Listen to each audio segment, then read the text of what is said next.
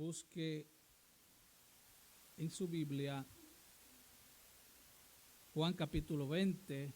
Lamentablemente ya casi terminamos el Evangelio de Juan. Digo lamentablemente porque ya hay casi 2 años, pero para mí ha sido un viaje precioso viajar por las páginas del Evangelio de Juan. Juan capítulo 20, versículos del 11 al 31. Amén, hermanos. Y dice así la palabra del Señor.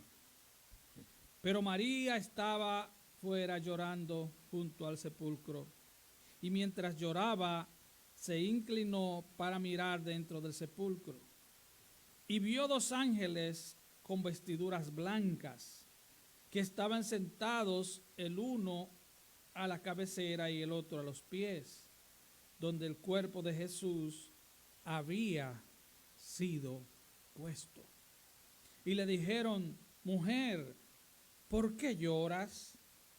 Les dijo: porque se han llevado a mi Señor y no sé dónde le han puesto. Cuando había dicho esto, se volvió y vio a Jesús que estaba allí, mas no sabía que era Jesús. Jesús le dijo: mujer, ¿por qué lloras?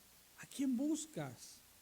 Ella, pensando que era el hortelano, le dijo: Señor, si tú lo has llevado, dime dónde lo has puesto y yo lo llevaré.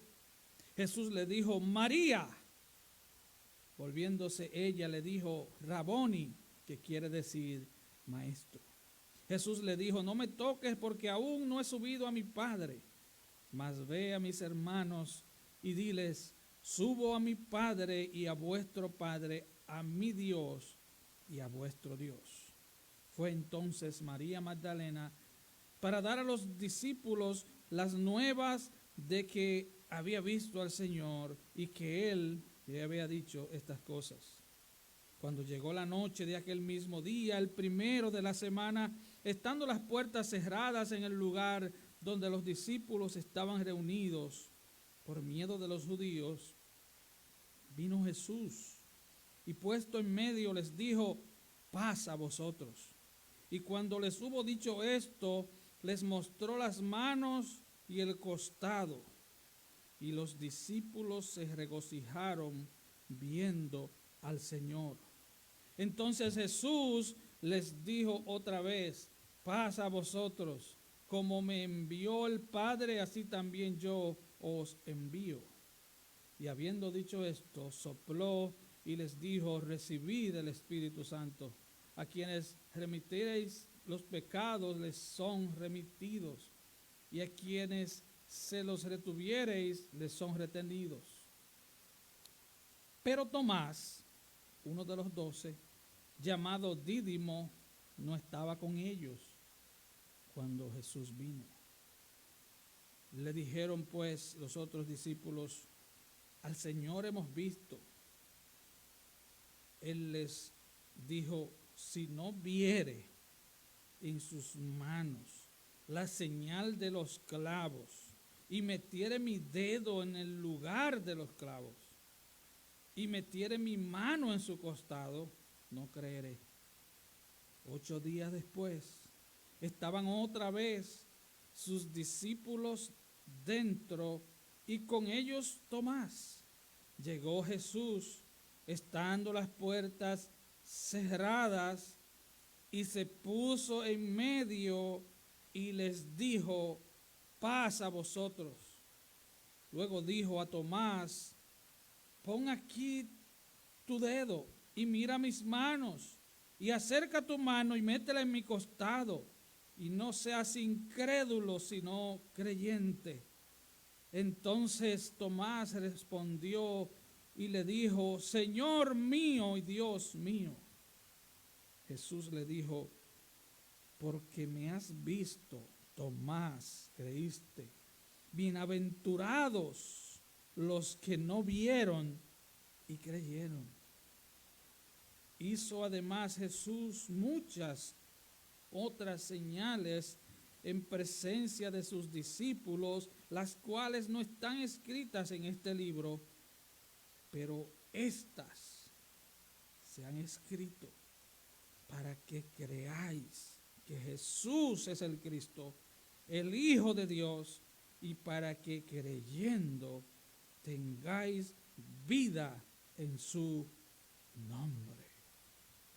Padre, yo te doy gracias, porque hoy domingo, día del Señor, tú nos permites estar en tu casa para celebrar tu resurrección. Padre, gracias. Gracias por darnos vida. Señor, tu palabra dice que los muertos oirán tu voz. Padre, que tu palabra traiga vida a algunos, edifique a otros, porque te lo pido en el nombre de Jesús. Amén y amén. Tome su lugar, por favor. Hermanos y hermanas, hablar de la resurrección de Cristo no es hablar de un tema más, no es hablar de un acontecimiento más, es hablar del hecho central del Evangelio. Así que yo les ruego, por favor, que por estos minutos pongan mucha atención, no atienda más nada más que el mensaje de la palabra. Porque este es el mensaje del Evangelio, la resurrección de Cristo. Y vamos a hablar bajo el tema, el Rey resucitó. Él fue, dice Romanos 4:25, entregado por nuestras transgresiones y resucitado para nuestra justificación. La resurrección de Cristo es una declaración del Padre de que Él aceptó la muerte de Cristo. Podríamos decir en lenguaje llano que la resurrección de Cristo es como la factura del pago que ya el Hijo había hecho. El Hijo pagó por los pecados de todos los que han creído y creerán en Él. Y el Padre autenticó, el Padre dio una factura a través de resucitar a su Hijo. Eso significaba que el Padre estaba satisfecho con las exigencias de su justicia divina. Podríamos decir entonces que la muerte en la cruz fue el pago total por nuestros pecados. Si usted es cristiano, sus pecados fueron pagados en la muerte de Cristo. Pero la resurrección es la evidencia de que el Padre recibió ese pago. Hermanos, si todo hubiera quedado en la muerte de Cristo, el Evangelio fuera una tragicomedia. No fuera más que una hermosa historia de un hombre que hizo muchos bienes, de un filántropo, de un hacedor de milagros, de un sanador. Hubiera sido la historia de un hombre que hizo muchos bienes, pero al final fue la historia de un desperdicio de vida. 33 años y murió. ¿Entiende usted eso? ¿Entiende por qué es básico que hoy entendamos lo que es la resurrección? Sin la resurrección no hay salvación, hermano. Romanos 10:9 dice que si confesares con tu boca que Jesús es el Señor y creyeres en tu corazón que Dios le levantó de los muertos, serás salvo. Y eso, para que no le quede dudas, no significa que un día usted pase y haga una confesión de fe y usted vuelva al mundo a pecar. No estamos hablando de eso. Estamos hablando de confesar a Cristo el resto de sus vidas. Es confesar a Cristo desde ahora y para siempre. No se trata de una confesión de un día. Primera de Corintios capítulo 15 es el gran capítulo de la resurrección. Muchos muchos hermanos de Corinto no creían a la resurrección porque se habían infiltrado ciertas enseñanzas de los griegos, los cuales no creían en la resurrección. Ahora, 1 Corintios 15, versículo 14 dice: y si Cristo no resucitó, vana es entonces nuestra predicación. Vana es nuestra fe. Hermanos, Mahoma murió. Buda, Siddhartha, no recuerdo el apellido, Buda, Gautama, gracias, murió. José Smith murió. La señora de los testigos de Jehová murió. Los grandes líderes de las grandes religiones han muerto. La única diferencia central, básica, fundamental, es que el líder del cristianismo está vivo y está sentado a la diestra del Padre, intercediendo por todos aquellos y aquellas que han creído en Él. Hermano, si usted ha creído en un Cristo que murió y pobrecito y está, hermano, ese no es el evangelio. Él murió pero resucitó, Él está vivo. Y eso debe ser lo que energice tu fe. Ese debe ser el combustible que haga que tu fe sea vibrante, que tu fe sea real, que tu fe no sea una fe ceremonial, una fe de cuatro paredes, una fe que no transforma, una fe que no da vida. Hermano, el evangelio es vida y vida en abundancia.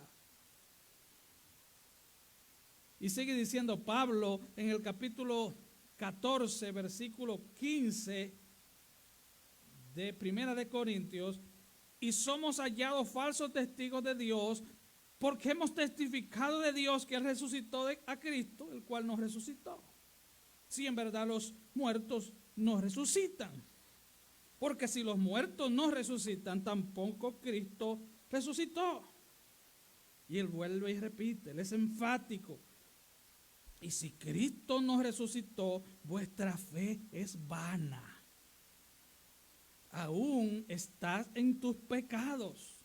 Entonces también los que murieron en Cristo perecieron. Y aquí hay una declaración que es importante que usted la medite. Dice versículo 19: si en esta vida solamente esperamos en Cristo, somos los más dignos de conmiseración de todos los hombres. O sea, si tu fe se circunscribe al aquí y a la ahora, Pablo dice que tú eres digno de lástima, de conmiseración. Pablo está diciendo que somos unos pobres miserables si nuestro evangelio es un evangelio de ven por tu milagro, tu mejor día es hoy. Pablo le dice que eso es un evangelio miserable. Esperar solo el aquí y el ahora. No, 1000 veces no. Nuestro evangelio tiene como centro a un Cristo vivo, a un Cristo resucitado. Y nosotros como cristianos esperamos también resucitar. Pablo en una de las cartas tesalonicenses dice: los muertos en Cristo, ¿qué dice? Resucitarán primero. Luego nosotros, los que vivamos, los que hayamos quedado, seremos arrebatados, seremos tomados con Él. Habrá resurrección para justos y para impíos. Tendremos que afrontar la eternidad. Hermano, hermana, si crees que solo es un problema de 100 años, de 90 años, de 120 años, estás equivocado. Dijo Salomón en Eclesiastés capítulo 3 que Dios puso eternidad en el corazón de los hombres. Hermanos, hay eternidad. Esta vida es solo la antesala de la verdadera vida. Quiero que usted entienda eso, Y dice la Biblia que Jesús es el primogénito de todos los hermanos que resucitarán. Es el primero. Él resucitó. Él es la primicia, dice la Biblia, es la primicia. Nosotros resucitaremos. Ahora, lamentablemente, los apóstoles no esperaban la resurrección. Y vamos a ver por qué yo digo esto. La Biblia lo relata. Ellos no esperaban la resurrección. Por eso todos abandonaron a Jesús. Todos, a excepción de Juan. Las mujeres que fueron fieles tampoco esperaban la resurrección. Ellas no huyeron, pero ellas no esperaban la resurrección. Y aunque les resulte paradójico, los únicos que pensaban que él podía resucitar eran los líderes religiosos de Israel que tanto odiaban a Jesús. Mateo 27, 62. Al día siguiente, que es después de la preparación, se reunieron los principales sacerdotes y los fariseos ante Pilato, diciendo: Señor, nos acordamos que aquel engañador dijo, viviendo aún, después de 3 días resucitaré. Ellos tenían la duda. Manda pues que se asegure el sepulcro hasta el 3er día, no sea que vengan sus discípulos de noche y lo hurten y digan al pueblo: resucitó de entre los muertos, y será el postrer error peor que el primero. Pilato les dijo: ahí tenéis una guardia, ahí de asegurarlo. Entonces fueron ellos y aseguraron el sepulcro, sellando la piedra y poniendo la guardia. Los fariseos, los líderes religiosos de Israel, sabían que Jesús había resucitado a Lázaro. Sabían que él había hecho muchos milagros. Pero ellos no creían en Jesús.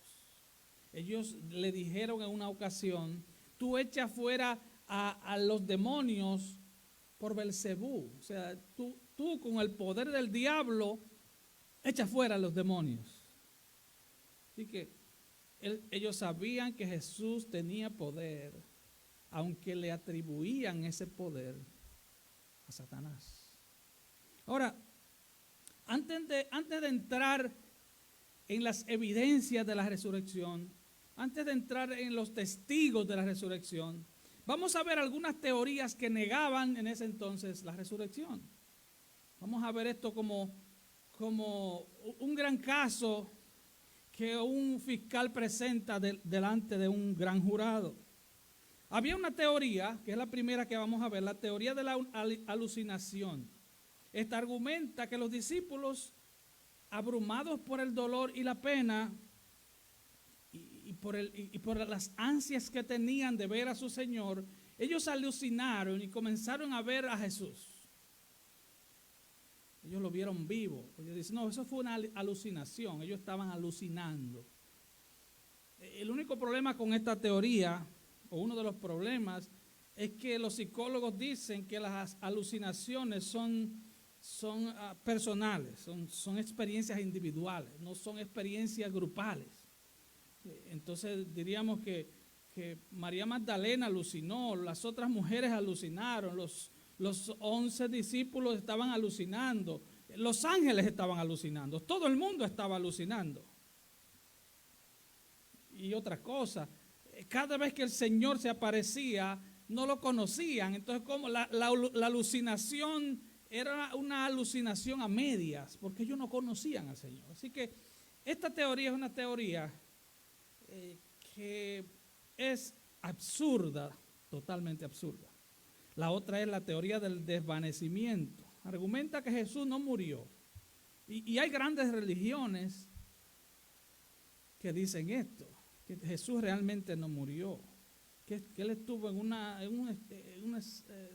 semicoma, podríamos decir, por la pérdida de sangre, por el choque circulatorio, que él parecía estar muerto y por eso lo bajaron de la cruz. Y que entonces las especies aromáticas lo despertaron, el frío, las especias aromáticas lo despertaron. Hay varios puntos para desmontar esta teoría también absurda. Número uno, los soldados y el centurión eran expertos en matar. Esta gente, su trabajo era matar gente en la cruz. Miles de gente. O sea, ellos no eran aprendices. Ellos sabían cuando una persona moría y por eso no les rompieron las piernas a Jesús. Solo le clavaron la lanza en el costado.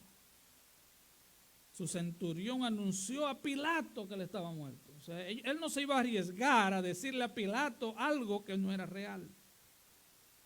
Cuando se le clava la lanza a Jesús, sale de su costado sangre y agua, lo que los médicos dicen que fue que su corazón explotó.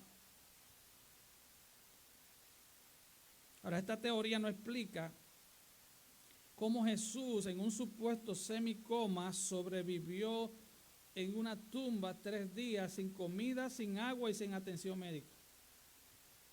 O sea, yo lo quiero poner a pensar esta mañana. Esta teoría no explica cómo Jesús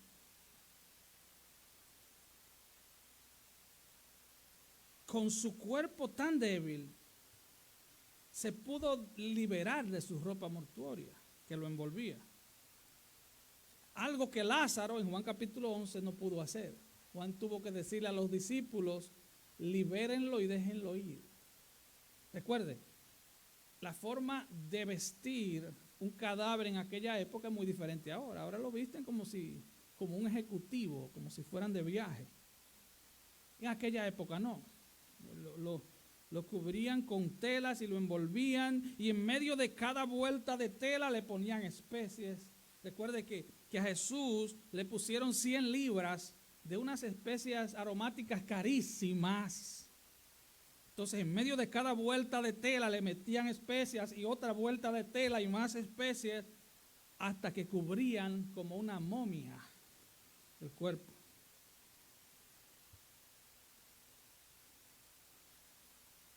Una pregunta para esta gente de esta teoría es cómo él movió la piedra.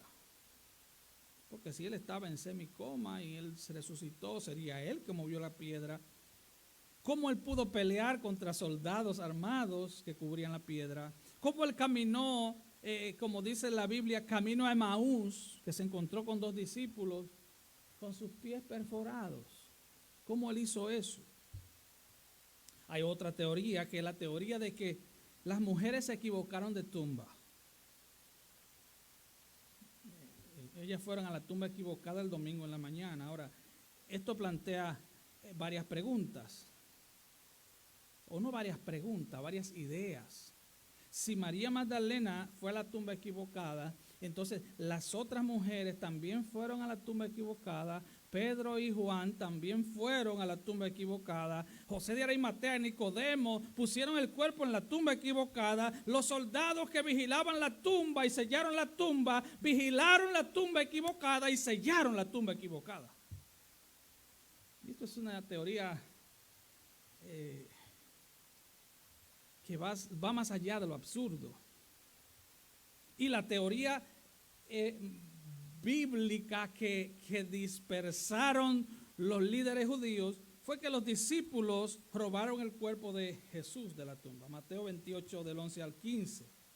Dice, mientras ellas iban, hablando de las mujeres seguidoras de Jesús, he aquí unos de la guardia fueron a la ciudad y dieron aviso a los principales sacerdotes de todas las cosas que habían acontecido. ¿Qué había acontecido? Que la tumba estaba vacía. Que un pequeño terremoto y un ángel movió la piedra y el ángel se sentó. Y ellos fueron a darle información a los ancianos, a los líderes religiosos, y le dijeron, y reunidos con los ancianos, habido consejo, dieron mucho dinero a los soldados, diciendo, digan ustedes, sus discípulos vinieron de noche y lo robaron, lo hurtaron, estando nosotros dormidos. Ponga atención, ¿cuál fue? ¿A qué acuerdo llegaron? Ellos le dieron dinero y le dijeron, ustedes van a decir, sus discípulos vinieron de noche cuando nosotros dormíamos y se robaron el cuerpo. Y si esto lo oyera el gobernador, nosotros le persuadiremos y os pondremos a salvo. Y ellos, tomando el dinero, hicieron como se les había instruido. Este dicho se ha divulgado entre los judíos hasta el día de hoy. Ahora, hay una pregunta básica. ¿Cómo ellos sabían que se habían robado el cuerpo si estaban durmiendo? Yo no sé usted, pero cuando yo estoy durmiendo me pueden robar hasta a mí. ¿Cómo ellos pueden decir, se robaron el cuerpo mientras dormíamos? Eso desmonta esa estúpida teoría. Ellos no calcularon bien el asunto. Ahora, estos eran soldados bien entrenados. Esta gente respondían a Pilato, lo cual es otra evidencia de que eso es mentira. Número 2, ¿por qué habrían los discípulos de inventar la resurrección cuando ellos no estaban esperando que Cristo resucitara? Ellos no estaban esperando. Dice la Biblia que cada quien volvió a lo suyo.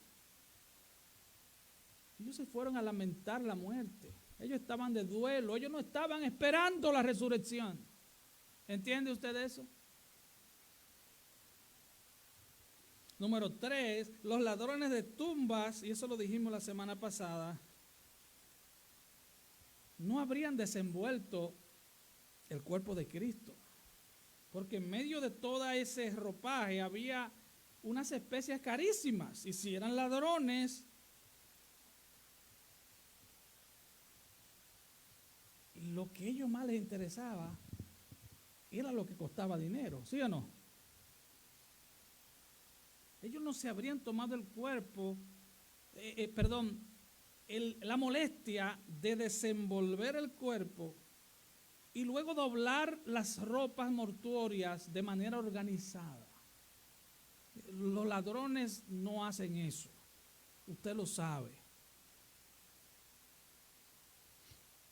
Además, los asustadizos discípulos que desde el jueves en la noche habían abandonado a Jesús por miedo, ¿ustedes creen que ellos serían capaces de ir a enfrentar a un destacamento de soldados romanos, mover la piedra y robarse el cuerpo de Jesús?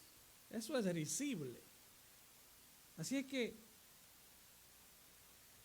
esa teoría totalmente es absurda, lo más absurdo de lo absurdo, como diría Salomón en el libro de Eclesiastés. Vamos a ver ahora evidencias de la resurrección de Cristo. Y lo quiero llevar despacio porque esto es una doctrina básica. Todo depende de la resurrección. Hermanos, si Cristo no resucitó, no hay resurrección de muertos, dice 1 Corintios 15. Y dice Pablo también, como había un refrán en la época de los Corintios, si no hay resurrección de muertos, comamos y bebamos, que mañana moriremos. O sea, si no hay resurrección, tampoco hay un tribunal al cual tendremos que comparecer. No tendremos que darle cuenta a nadie, porque al fin y al cabo somos hijos de la casualidad. Y esa señora no le pide cuenta. No, 1000 veces no. Somos creados por Dios, y dice Hebreos 9 que está establecido que el hombre muera una sola vez y después de esto el juicio. Evidencia de la resurrección. La primera, la más importante, la tumba vacía. La tumba vacía. Y si les preguntara yo esta mañana, ¿para qué la piedra fue movida? No vaya usted a pensar que la piedra fue movida para que Cristo resucitara. Porque en estos mismos textos que leímos al comienzo de la prédica, vimos que Él se le apareció 2 veces con las puertas cerradas a los discípulos. Su cuerpo ahora glorificado no necesitaba puertas abiertas, podía traspasar paredes y puertas cerradas. Así que, como alguien dijo, la piedra no fue quitada para que Cristo saliera, sino para que el mundo entrara. ¿Entiende usted eso? Para que el mundo entrara y viera que Él está vivo. Nadie nunca negó la tumba vacía. María Magdalena fue testigo de la tumba vacía, las otras mujeres fueron testigos de la tumba vacía, Juan, Pedro, los soldados, los ángeles, ellos testificaron de la tumba vacía. Así que hay un hecho, hay una evidencia clara, la tumba está vacía. Ahora, hay un detalle que ninguno de los evangelios trae, y son los detalles científicos de cómo, o biológicos, de cómo sucedió la resurrección. Ninguno de los evangelios dice cómo sucedió. Pero lo importante es que sepamos que Él murió, que Él fue sepultado y que Él resucitó. Ese es el hecho importante. No es saber cómo sucedió. De hecho, los milagros, si algo tiene un milagro, es que es inexplicable. Por eso es un milagro. Los milagros son inexplicables. Y la resurrección es un milagro. De hecho, es el milagro que comenzó la iglesia. Por eso nos reunimos los domingos. Porque Él resucitó en el primer día de la semana. No nos reunimos un viernes para celebrar el día de su muerte. Nos reunimos el domingo, el día del Señor. El día del Señor, el domingo, toda iglesia celebra que Él está vivo.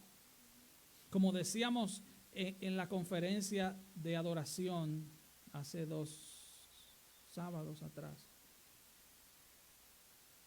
el culto al Señor es un culto, es un servicio, es una fiesta donde celebramos con gozo y con temor. Celebramos su resurrección. Y usted dirá, ¿y en qué me afecta esto al día de hoy? O en todo. El saber que hay eternidad, el saber que hay resurrección, debe cambiar cómo vemos las cosas. Debe cambiar el objeto de nuestra adoración y el objeto de nuestro amor.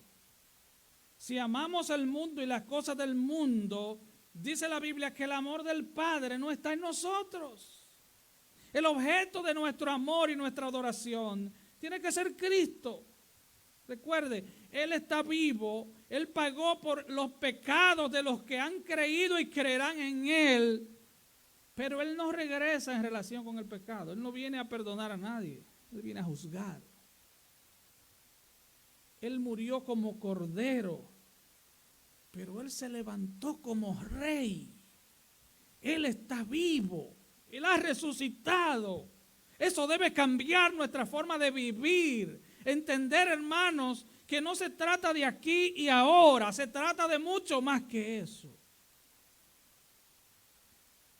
Entonces, la evidencia principal es la tumba vacía. Segunda evidencia, el testimonio de los ángeles. Los evangelios muestran que había ángeles en la tumba, ángeles con un mensaje, ángeles sentados. el hecho de que estén sentados, no sé si era porque la piedra era muy pesada, lo cual lo era, no voy a dogmatizar sobre eso. Pero ángeles. Número 3, el testimonio de los que lo vieron a Jesús. Y hay por lo menos 10 apariciones. Se le apareció a María Magdalena, y de eso vamos a hablar ya en la noche, para entrar realmente en los textos de hoy. Se le apareció a María Magdalena, se le apareció a las otras mujeres, se le apareció a 2 discípulos camino a Emaús, se le apareció a Pedro de manera exclusiva, el líder. Se le apareció a 10 de 11 apóstoles, después se le aparece a los 11 estando Tomás. Se le aparece a 7 apóstoles en la playa del lago de Galilea, donde comió pescado y pan y les dijo, ¿quieren desayuno? Para que vean que un espíritu no come, vamos a comernos un pescadito aquí con pan. Primera de Corintios 15 dice que se le apareció a más de 500 discípulos en alguna montaña de Galilea probablemente. Se le apareció a Santiago, el hermano de Jesús. Y se le apareció a los apóstoles cuando ascendió al cielo. Ahora, noten algo. Jesús se le apareció solo a creyentes. A creyentes. La única excepción fue la del apóstol Pablo. Saulo de Tarso era perseguidor de la iglesia y Cristo se le apareció cuando iba camino a Damasco, dice la Biblia en Hechos 9, respirando amenazas y muerte. Él se le aparece a Saulo de Tarso, es el único incrédulo y él fue convertido en esa aparición. Y el libro de los Hechos relata que se le apareció 3 veces más a Pablo en su ministerio. ¿Por qué Jesús solo se le apareció a creyentes? Bueno, porque los milagros no convierten a nadie. Los milagros no convierten. Y yo creo en los milagros, yo creo en un Dios que hace milagros. Yo he sido favorecido con milagros. El milagro de la salvación es el más importante. Saber que usted iba al infierno, saber que Satanás tenía el título de propiedad de su alma, saber que usted era esclavo del pecado y ahora usted es libre en Cristo y usted va al cielo sin usted hacer nada, solo por la obra de gracia de Cristo. Ese es el más poderoso y portentoso de todos los milagros. Saber que usted va al cielo y que usted y yo no somos la gran cosa, no somos nadie, somos simplemente humanos pecadores. Salvos por gracia. Ese es un milagrazo, hermano.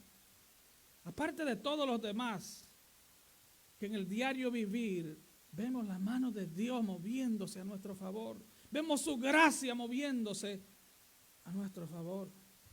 Así es que el método que Cristo usa para salvar pecadores no son los milagros, es la predicación del evangelio a través de sus creyentes.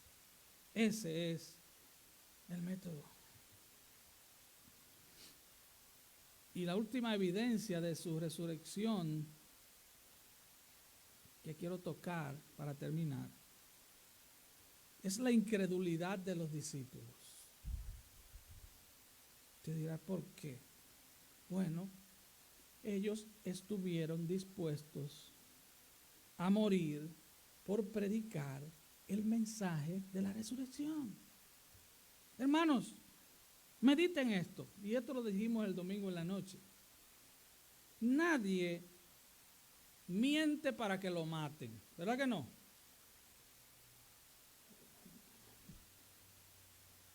La gente podría mentir para que no lo maten, ¿sí o no? El mensaje de los apóstoles fue un mensaje céntrico, fue un mensaje basado en su resurrección. El que ustedes mataron está vivo. Ese fue el mensaje. Y ellos todos murieron martirizados, a excepción de Juan, por llevar el mensaje de la resurrección. Esa es una de las mayores evidencias. Ellos no creían en la resurrección y ahora estaban dispuestos a morir por llevar el mensaje de que Cristo había resucitado. Hermano, ese es el mensaje. Ese es el mensaje. El mensaje es: Cristo resucitó. El mensaje es: Él murió por tus pecados y resucitó para que tú seas justificado en Cristo. Él está vivo y Él será el juez de todo el universo en aquel gran día. Toda carne tendrá que dar cuenta ante Él. Todos tendremos que darle cuenta a ese Cristo que resucitó. Hermano, hermana, que eso cambie la forma de ver la vida. Los cristianos no somos unos religiosos rancios, unos religiosos ceremonialistas que venimos al templo y hacemos esto y hacemos aquello. Hermanos, nosotros hemos creído en un Cristo resucitado. Él está vivo, hermano. Hay evidencia científica de sobra y hay evidencia bíblica por demás para saber que Él está vivo. Esto no es un mensaje del día de Pascua. Este es el mensaje del Evangelio. Cristo resucitó. Él es la primicia de todos los que resucitaremos en aquel gran día. Hermano, que hasta los tuétanos de tus huesos sean llenos de esa verdad. Que tú entiendas esta mañana que esa debe ser el energizante de tu fe, el combustible de tu vida.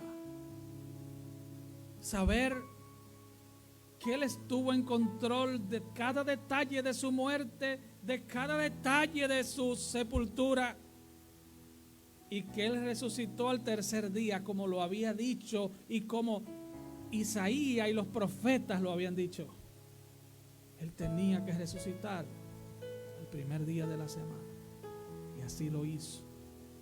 Y Él está vivo. Hermanos, Él no está en la tumba ni está en la cruz. Él estuvo en la cruz y estuvo en la tumba, pero Él está vivo. Él está sentado a la diestra del Padre. Hermano, hermana, que eso te llene de esperanza, que eso llene de vigor tu fe.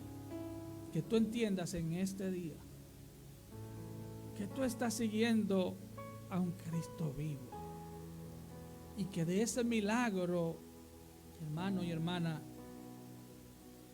de ese gran milagro, el milagro de la resurrección, provienen todos los demás milagros. Ahora, si todavía tú no has rendido tu vida a Cristo, tendrás que enfrentarte con Él como juez. Tendrás tú mismo que pagar por tus pecados. Recuerda que la salvación es una gloriosa transacción mediante la cual el Padre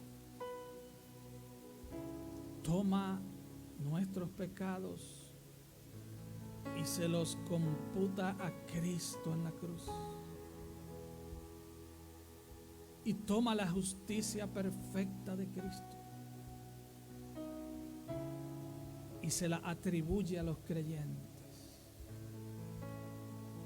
La sangre de Cristo nos limpia de todo pecado y ahora el Padre nos ve inocentes, no por obras nuestras para que nadie se gloríe, sino por la obra de Cristo. Si tú todavía no le has rendido tu corazón, tu alma a Cristo, ven en arrepentimiento a Él hoy. Este es el día que hizo el Señor. Hoy. Él resucitó con poder. Él está vivo. nuestro Dios, nuestro Salvador, nuestro glorioso y eterno Salvador, Jesucristo, Él está vivo. Póngase de pie, por favor. Aleluya. Hermanas, saber que le servimos a un Cristo vivo debe llenarnos de gozo y debe llenarnos de temor. Gozo porque le amamos y le veremos tal como Él es. Gozo porque Él venció la muerte. Él venció al diablo. Él venció el pecado. Temor porque Él es fuego consumidor. El evangelio no es un jueguito divertido. El evangelio es poder de Dios para salvación. Esto no se trata de que yo era de tal religión y me cambié de religión. No, tú estabas muerto y ahora estás vivo. Estar en Cristo es estar vivo, porque nuestro líder, nuestra cabeza, nuestro Señor, nuestro amo, nuestro dueño está vivo. Él está vivo. Eso debe llenarnos de temor. Para no vivir medalaganariamente. Porque Él murió por todos, dice Pablo, todos los que creen en Él, para que nosotros vivamos para Él. Vivamos para Él. Amén. Vivamos para Él. Seamos testigos de su resurrección. Seamos los que nos sumemos a esa larga lista de testigos de que Él está vivo y de que hay esperanza en Él. Hermanos, la única religión cuyo mensaje central es el perdón, es el evangelio, es el cristianismo. Pero Él puede perdonar porque Él está vivo. Él está vivo, solo Dios perdona, pero Él está vivo. Aleluya. Vamos a orar. Padre, gracias por revelarnos tu palabra con tanta claridad. Gracias por mis hermanos y hermanas. Padre, que esta palabra sea aplicada con poder en cada corazón, en cada vida. Que traiga salvación a algunos, edificación a otros. Oh, porque te lo pido en el glorioso y exaltado nombre de tu Hijo Jesús. Amén y amén. Salude a su hermano de lejos.